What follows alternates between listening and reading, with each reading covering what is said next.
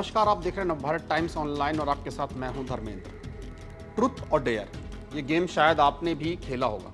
अगर नहीं खेला तो हम आपको बता देते हैं कि इसमें क्या होता है। कुछ दोस्त घेरा बनाकर बैठते हैं और फिर इनके बीच में एक खाली बोतल को लिटाकर घुमाया जाता है। अब जिस दोस्त की तरफ बोतल का मुंह आकर रुकता है उसे दो विकल्प दिए जाते हैं। पहला ट्रुथ, यानी उसे किसी सवाल का एकदम सही जवाब देना होगा, और दूसरा डेयर, यानी उसे कुछ ऐसा करके दिखाना होगा जिसे करने के लिए बहुत हिम्मत चाहिए। लेकिन जो कहानी हम आपको बताने जा रहे हैं उसमें एक पति ने इस गेम के नाम पर अपनी ही पत्नी के साथ हैवानियत की सारी हदें पार कर दी। इस कहानी की शुरुआत होती है उत्तराखंड के देहरादून से, जब अलीशा की मुलाकात अभय के साथ होती है।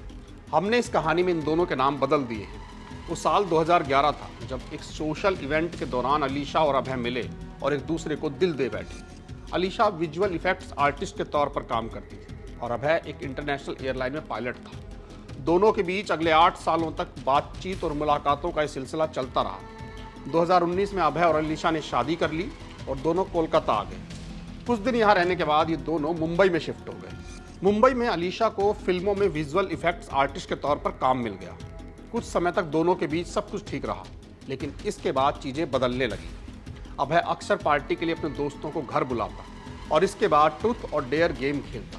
इस गेम में अभय अपने दोस्तों के सामने ही अलीशा से अश्लील मांग पूरी करने के लिए कहता। दरअसल गेम के दौरान जब बोतल का मुंह अलीशा की तरफ आकर रुकता तो अभय डेयर के नाम पर उससे अपने दोस्तों के सामने ही कपड़े उतारने के लिए कहता। शुरू में अलीशा को लगा कि उसका पति मजाक कर रहा है, लेकिन जब अभय ने जबरन उससे ऐसा करने को कहा तो उसे असलियत का अंदाजा हुआ। अलीशा जब दोस्तों के सामने कपड़े उतारने से मना करती तो अभय उसके साथ मारपीट करता। अपनी शादीशुदा जिंदगी में अलीशा 5 साल तक ये हैवानियत सहती रही। उसने जब जब मुंह खोला उसे जुल्म सहने पड़े। हाल ही में जब दोनों गुजरात के खोराज में शिफ्ट हुए तो अलीशा ने तय किया कि अब वो खामोश नहीं रहेगी।